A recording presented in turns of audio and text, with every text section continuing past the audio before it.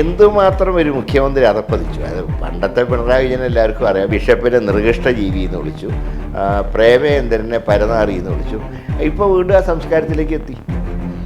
പൂരം തന്നെ സത്യത്തിൽ ഈ വോട്ട് മറിക്കലിനുള്ള ഒരു അട്ടിമറിയാണെന്ന് ഞങ്ങൾ സംശയിക്കുന്നുണ്ട്. അതാണ് ഞാൻ ജുഡീഷ്യൽ എൻക്വയറി വേണമെന്ന് പറയാൻ കാരണം. ഇത്രയും ആളുകളെ പേടിപ്പെടുത്തുന്നൊരു മുഖ്യമന്ത്രിയുള്ളൊരു സംസ്ഥാനത്ത് അദ്ദേഹത്തിൻ്റെ കീഴിലുള്ള ഒരു ഉദ്യോഗസ്ഥൻ ഒരു പൂരം എങ്ങനെ തകർക്കും? അതിനുശേഷം രാത്രി വെടിക്കെട്ട് മുടങ്ങിയെന്ന് അറിഞ്ഞ ഉടനെ സേവാഭാരതിയുടെ ആംബുലൻസിൽ സുരേഷ് ഗോപി അവിടെ വരികയാണ്. എന്നാൽ കാലത്തെ പൂരങ്ങളിലൊന്നും അധികം പങ്കെടുത്തിട്ടില്ല. ഒരു പ്രധാനമന്ത്രി എന്തുമാത്രം ചീപ്പാവും. ഹിന്ദു സ്ത്രീകളുടെ കെട്ടുതാലി എടുത്ത് മുസ്ലിങ്ങൾക്ക് കൊടുക്കുന്നൊക്കെ ഒരു സാമാന്യ വിവരമുള്ള ഒരു പ്രാദേശിക നേതാവ് പോലും പ്രസംഗിക്കില്ല. സർക്കാരുകൾക്കെതിരായിട്ടുള്ള വികാരമുണ്ട്, കേന്ദ്ര ഗവൺമെൻറ്റിനെതിരായിട്ടുള്ള വികാരമുണ്ട്, സംസ്ഥാന സർക്കാരിനെതിരായിട്ടുള്ള വികാരമുണ്ട്. ദൂർത്ത് നടക്കുന്നു കേരളത്തിൽ എന്നുള്ള ചിന്താഗതി ജനത്തിനുണ്ട്. അതുകൊണ്ട് ഈ രണ്ടുപേരും, ഒരാളെ മാറ്റാനും ഒരാൾക്ക് ഒരു ഷോക്ക് ട്രീറ്റ്മെൻറ്റ് കൊടുക്കാനും ഈ ഇലക്ഷനെ ജനം വിനിയോഗിക്കുന്നതാണ് ഞങ്ങളുടെ ഒരു അസസ്മെൻറ്റ്. കലാശക്കൊട്ട് കഴിഞ്ഞിരിക്കുന്നു. ഇപ്പോൾ നിശബ്ദ പ്രചരണത്തിലേക്ക് ഇറങ്ങിയിരിക്കുന്നു. ഈ സന്ദർഭത്തിൽ കേരളത്തിലെ ഏറ്റവും ശക്തമായ മത്സരം നടക്കുന്ന തൃശ്ശൂരിലെ ഏറ്റവും ശക്തനായ സ്ഥാനാർത്ഥി UDFിൻ്റെ സ്ഥാനാർത്ഥി K മുരളീധരനാണ് നമ്മളോടൊപ്പം ഉള്ളത്. നമസ്കാരം. നമസ്കാരം. ഈ ഇലക്ഷനൊക്കെ കലാശക്കൊട്ട് കഴിഞ്ഞു. എങ്ങനെയാണ് വിജയപ്രതീക്ഷകൾ? ഞാൻ വന്നിറങ്ങിയത് കഴിഞ്ഞ മാർച്ച് 9-ാം തീയതിയാണ്. മാർച്ച് 9-ാം തീയതി വന്നിറങ്ങി ഇന്ന് കലാശക്കൊട്ട് വരെയുള്ള എല്ലാ ചടങ്ങുകളിലും എല്ലാ ഫംഗ്ഷനുകളിലൊക്കെ നല്ല ജനക്കൂട്ടം ഉണ്ടായിരുന്നു. പ്രവർത്തകർ വളരെയധികം ആവേശത്തിലാണ്. UDFും കോൺഗ്രസ്സൊക്കെ ഒറ്റക്കെട്ടായി ഈ ഇലക്ഷനെ നേരിടുകയാണ്. അതുകൊണ്ട് ഞങ്ങൾക്ക് വളരെ ശുഭപ്രതീക്ഷയാണുള്ളത്. പിന്നെ ഈ ജനങ്ങളിൽ നിന്നുണ്ടാകുന്ന റെസ്പോൺസ് ഒരു പ്രധാന ആവേശം തന്നെയാണ്. ഇപ്പോൾ സ്ഥാനാർത്ഥീനെ കാണാനൊക്കെ എല്ലായിടത്തും ആളുകൾ വരുന്നുണ്ട്. സാധാരണ രീതിയിൽ പുതിയ സ്ഥാനാർത്ഥിയെ ചിലപ്പോൾ കാണാനുള്ള ആകാംക്ഷ ഉണ്ടാകും. പക്ഷെ അതിന് ഉപരിയായി സ്ഥാനാർത്ഥിയെ നേരിട്ട് കണ്ട് പരിചയപ്പെടാനൊക്കെ വീടുകളിൽ നിന്ന് സ്ത്രീകൾ ഉൾപ്പെടെ ഇറങ്ങി വന്ന് കണ്ട അനുഭവങ്ങളുണ്ട്. അപ്പോൾ അത് വളരെ പോസിറ്റീവായിട്ടുള്ള അനുഭവങ്ങളാണ് ഉണ്ടായിട്ടുള്ളത്. പക്ഷേ ഇവിടെ ഇപ്പോൾ ഉണ്ടായിട്ടുള്ള ഒരു പുതിയ അറിവ് CPM ഗ്രൂപ്പുകളിലൊക്കെ തന്നെ BJPക്ക് വോട്ട് ചെയ്യാൻ വേണ്ടി പ്ലാൻ ചെയ്തു. അല്ല, അതിനെക്കുറിച്ചിട്ട് തുടക്കം മുതൽക്ക് തന്നെ ഞങ്ങൾ പറഞ്ഞിട്ടില്ല. ഇവിടെ ഒരു അന്തർധാരയുണ്ട്. അത് കഴിഞ്ഞ ദിവസം പിണറായി വിജയൻ CPMൻ്റെ ജില്ലാ കമ്മിറ്റി ഓഫീസിൽ, അതായത് കേജ്രിവാളിൻ്റെ അറസ്റ്റിന് ശേഷം അദ്ദേഹം പെട്ടെന്ന് തന്നെ ഒരു പ്രോഗ്രാമും ഇല്ലാതെ നേരിട്ട് CPM ഓഫീസിൽ വന്നു, ചർച്ചകൾ നടത്തി. ഇപ്പോൾ ഏറ്റവും രസകരമായിട്ടുള്ള കാര്യം ED ഇപ്പോൾ നോട്ടീസ് അയക്കുന്ന മാത്രമേ ഉള്ളൂ, അതിനപ്പുറമൊന്നും പോകുന്നില്ല. തൃശ്ശൂർ ജില്ലാ സെക്രട്ടറിക്ക് കഴിഞ്ഞ 10-12 ദിവസമായിട്ട് നോട്ടീസ് അയക്കുക. ഇന്ന് നോട്ടീസുണ്ട്. അതെ, ഇപ്പോൾ ഇന്നലെ നോട്ടീസ് കൊടുത്തു, ഹാജരായില്ല. ഇന്ന് കൊടുത്തു, ഹാജരായില്ല. നാളെ കൊടുത്തു. എന്തായാലും ഇലക്ഷൻ കഴിയുന്നവരൊന്നും നടക്കില്ല. അതിൻ്റെ തന്ത്രം എന്ന് വെച്ചാൽ ഭീഷണിപ്പെടുത്തി വോട്ട് വാങ്ങുക. അത് ഇത്തവണത്തെ പ്രചരണത്തിലും കണ്ടല്ലോ. പിണറായി വിജയൻ വളരെ ചീപ്പായിട്ടാണ് രാഹുൽ ഗാന്ധിയെ പറ്റി പറഞ്ഞത്. രാഹുൽ ഗാന്ധി ഒരു പൊളിറ്റിക്കൽ അറ്റാക്ക് നടത്തി, ശരിയാണ്. അദ്ദേഹം ചോദിച്ചു, BJP ചീഫ് മിനിസ്റ്റേഴ്സിനെയൊക്കെ 2 പേരെ അറസ്റ്റ് ചെയ്ത ED എന്തുകൊണ്ടാണ് കേസുകളുണ്ടായിട്ടും കേരള മുഖ്യമന്ത്രിനെ തൊടാതിരിക്കുന്നത്? ഇതൊരു അന്തർധാരയുടെ ഭാഗമല്ലേ? അത് ചോദിച്ചതിന് രാഹുൽ ഗാന്ധിയെ പേഴ്സണൽ അറ്റാക്കാണ്. അവസാനം നരേന്ദ്രമോദി എന്നെ പറഞ്ഞു, എന്നേക്കാൾ മോശമായിട്ടാണല്ലോ ഇയാൾ അറ്റാക്ക് ചെയ്യുന്നത്. നരേന്ദ്രമോദിക്ക് പോലും ഒരു സഹതാപം തോന്നി രാഹുൽ ഗാന്ധിയോട്. കാരണം രാഹുൽ ഗാന്ധിയെ വിമർശിക്കുന്ന കാര്യത്തിൽ ഒരു ദാക്ഷിണ്യം കാണിക്കാത്ത ആളാണ് നരേന്ദ്രമോദി.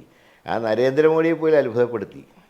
അതിൻ്റെ ഏറ്റവും വലിയ ഉദാഹരണമല്ലേ PV അൻവറിൻ്റെ ഏറ്റവും തരംതാണ ഒരു പ്രസംഗത്തിന്, വളരെ തരംതാണ പ്രസ്താവനയ്ക്ക് അതിന് മുഖ്യമന്ത്രിയും പാർട്ടിയും പിന്തുണ കൊടുത്തു. മുഖ്യമന്ത്രി ഇന്ന് ഗോവിന്ദ മാഷ് സ്റ്റേറ്റ്മെൻറ്റ്. അപ്പോൾ എന്തുമാത്രം ഒരു മുഖ്യമന്ത്രി അധപ്പതിച്ചു. അത് പണ്ടത്തെ പിണറായി വിജയൻ എല്ലാവർക്കും അറിയാം. ബിഷപ്പിനെ പരനാറി എന്ന് വിളിച്ചു, ബിഷപ്പിനെ നിർഗിഷ്ട ജീവി എന്ന് വിളിച്ചു, പ്രേമേന്ദ്രനെ പരനാറി എന്ന് വിളിച്ചു. ഇപ്പോൾ വീണ്ടും ആ സംസ്കാരത്തിലേക്ക് എത്തി. ഈ പറയുന്ന ഒരു CPM BJPക്ക് വോട്ട് ചെയ്താൽ സുരേഷ് ഗോപി വോട്ട് ചെയ്യാൻ ഇവിടെ എത്രമാത്രം അത് ബാധിക്കില്ല. കാരണം അങ്ങനെ പിണറായി പറഞ്ഞാൽ ഉടനെ വോട്ട് ചെയ്യുന്നവരല്ല സാധാരണ CPM പ്രവർത്തകർ. കാരണം അവർക്ക് പലർക്കും സാധാരണ പാർട്ടിയെ സ്നേഹിക്കുന്ന CPMകാർ ഈ ഇന്നത്തെ പോക്കിൽ വളരെ അസ്വസ്ഥരാണ്. അവർക്ക് വളരെ ദുഃഖമുണ്ട്. കാരണം അവർ പറയുന്നത് പ്രസ്ഥാനം നശിക്കും ഈ പോക്ക് പോയാൽ. ബംഗാളിലെയും ത്രിപുരയിലെ അവസ്ഥയാവും കേരളത്തിൽ. അതുകൊണ്ട് അവർ രഹസ്യമായിട്ട് അവരുടെ പ്രതിഷേധം പ്രകടിപ്പിക്കാനുള്ള അവസരങ്ങളൊക്കെ അവർ പ്രകടിപ്പിക്കും. ഒരു ഉദാഹരണം പറഞ്ഞാൽ ഞാൻ കഴിഞ്ഞ തവണ വടകരയിൽ മത്സരിച്ചപ്പോൾ 42ഓളം പാർട്ടി ഗ്രാമങ്ങളുണ്ട് അവിടെ CPM-ന്. അതായത് കോൺഗ്രസിൻ്റെ UDF-ന് ഒരു ഏജൻറ്റിനെ പോലും അവിടെ ഇരുത്താൻ സമ്മതിക്കില്ല. ഞങ്ങൾക്ക് അവിടെ ഇരിക്കാനും പറ്റാറില്ല. ഇനി ഇരുന്നവർക്ക് തന്നെ തിരിച്ചിറങ്ങുമ്പോൾ കയ്യോ കാലോ അവർ തല്ലി പിടിക്കും. അങ്ങനെയുള്ള ഏജൻറ്റുമാരില്ലാതെ തന്നെ എനിക്ക് 12ഓളം പാർട്ടി ഗ്രാമങ്ങളിൽ ഭൂരിപക്ഷം കിട്ടി. അപ്പോൾ അതാരാ വോട്ട് ചെയ്തേ? അതായത് ഇവർ കള്ളവോട്ടിനെ അയച്ച ആൾ തന്നെ നമുക്ക് വോട്ട് ചെയ്തു. അപ്പോൾ ആ ഒരു ട്രെൻഡ് തൃശ്ശൂരും ഉണ്ടാവും. അതായത് ഇപ്പോൾ ഈ അടുത്ത കാലത്ത് ഉണ്ടായുള്ള ഏറ്റവും വലിയ വിവാദമാണ് നമ്മുടെ തൃശ്ശൂർ പൂര വിവാദം. ഈ തൃശ്ശൂർ പൂരം തന്നെ സത്യത്തിൽ ഈ വോട്ട് മറിക്കലിനുള്ള ഒരു അട്ടിമറിയാണെന്ന് ഞങ്ങൾ സംശയിക്കുന്നുണ്ട്. അതാണ് ഞാൻ ജുഡീഷ്യൽ എൻക്വയറി വേണമെന്ന് പറയാൻ കാരണം. അതായത് ഒരു പോലീസ് ഉദ്യോഗസ്ഥൻ എന്തടിസ്ഥാനത്തിലാണ് ഇത്രയും ഒരു പോലീസ് ഉദ്യോഗസ്ഥനെ കെയറൂരി വിട്ടു? പോലീസ് ഉദ്യോഗസ്ഥൻ സ്വന്തമായി ഇങ്ങനെ ഒരു സംഭവത്തിന് ഇറങ്ങുമോ?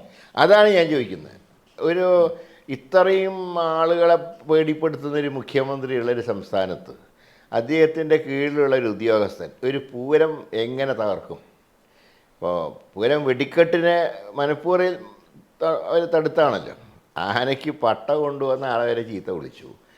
ഈ വിളക്കിൽ എണ്ണ ഒഴിക്കാൻ പോകുന്നവരോട് ഇപ്പോൾ ഒഴിക്കേണ്ട പിന്നെ ഒഴിക്കാമെന്ന്. വിളക്കിൽ എണ്ണ ഒഴിച്ചില്ലെങ്കിൽ വിളക്ക് കേടില്ലേ. തിരുവമ്പാടി ദേവസ്വക്കാരെ തല്ലി. അപ്പോൾ ഇങ്ങനെയൊക്കെയുള്ള ഒരുപാട് വൃത്തികേട് കാണിച്ചു. അധികം കാലത്ത് തൊട്ടേ പൂരം കലക്കാൻ നോക്കുകയായിരുന്നു. പക്ഷേ കലങ്ങിയത് വൈകുന്നേരമാണെന്ന് മാത്രം.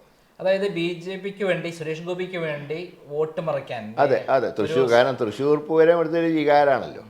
അതിനുശേഷം രാത്രി വെടിക്കെട്ട് മുടങ്ങിയെന്ന് അറിഞ്ഞ ഉടനെ സേവാഭാരതിയുടെ ആംബുലൻസിൽ സുരേഷ് ഗോപി അവിടെ വരികയാണ്.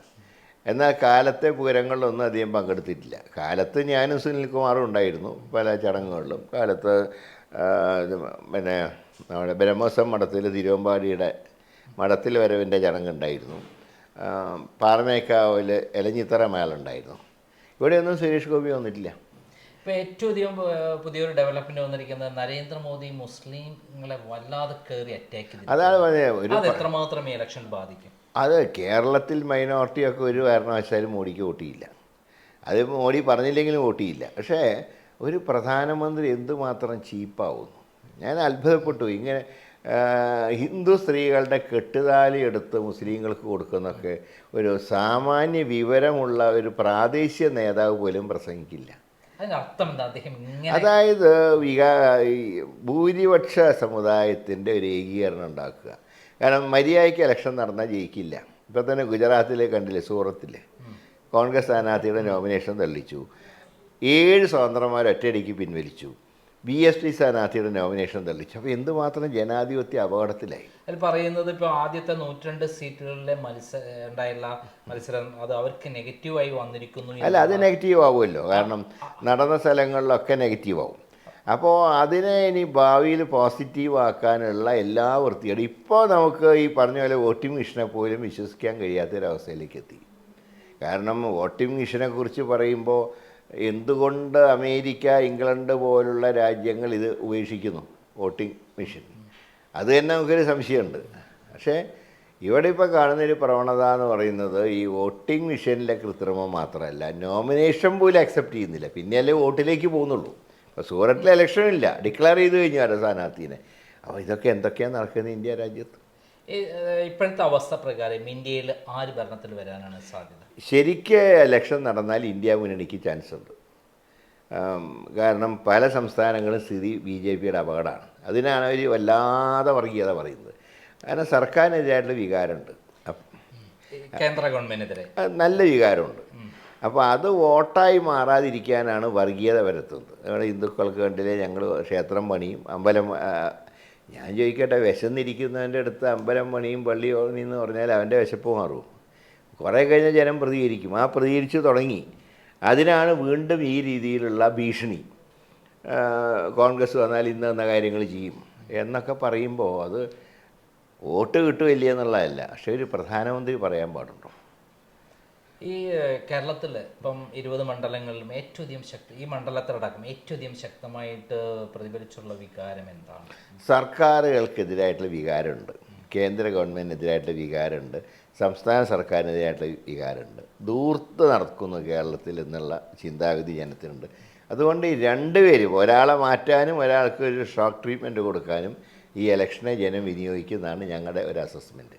അതായത് ഈ തൃശ്ശൂർ മണ്ഡലത്തിൽ താങ്കൾ ഇത്രയും 30 ദിവസത്തെ വർക്ക് കഴിഞ്ഞല്ലോ, അതിൽ നിന്ന് മനസ്സിലായി താങ്കളുടെ ഭൂരിപക്ഷം എത്രയായിരിക്കും? ഞങ്ങൾ കഴിഞ്ഞ തവണത്തെ അതേ ഭൂരിപക്ഷം പ്രതീക്ഷിക്കുന്നു. 1,00,000 വോട്ട്.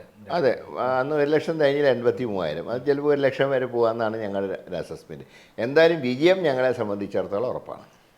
സുരേഷ് ഗോപി വിജയിക്കില്ല എന്നുള്ളതാണ്. അത് 3 തവണ മോദി വന്നിട്ടുള്ള സ്ഥലമാണ് ഇവിടെ. അതുകൊണ്ട് തന്നെയാണ് ഇത്തവണ നല്ല ഭൂരിപക്ഷത്തിന് അധികം താഴോട്ട് പോകും. കേരളത്തിൽ 20 സീറ്റുകൾ, 20 സീറ്റ് UDF ജയിക്കും, 20 സീറ്റും ജയിക്കും. കഴിഞ്ഞ തവണ 20-ൽ 19 ജയിച്ചു, ഇത്തവണ 20-ൽ 20 ജയിക്കും. താങ്കൾ പൂർണ്ണ ആത്മവിശ്വാസത്തിലാണ്? പൂർണ്ണമായിട്ട് ആത്മവിശ്വാസമുണ്ട്. സുരേഷ് ഗോപി മത്സരിക്കുന്ന തൃശ്ശൂർ മണ്ഡലത്തിൽ മോദിയെ സംബന്ധിച്ചിടത്തോളം വളരെ പ്രധാനപ്പെട്ടതാണ്. അവിടെ കെ മുരളീധരൻ വന്നതിന് ശേഷം വലിയ മത്സരമാണ് നടന്നിട്ടുള്ളത്. കെ മുരളീധരൻ പറയുന്നത്, ശ്രീ കെ മുരളീധരൻ പറയുന്നത് പൂർണ്ണമായും ഈ മണ്ഡലം പിടിച്ചെടുക്കും, കഴിഞ്ഞ തവണത്തെ ഭൂരിപക്ഷത്തേക്കാൾ അധികം ഭൂരിപക്ഷത്തോടെ വിജയിക്കുമെന്നാണ് അദ്ദേഹം പറയുന്നത്. നന്ദി, നമസ്കാരം.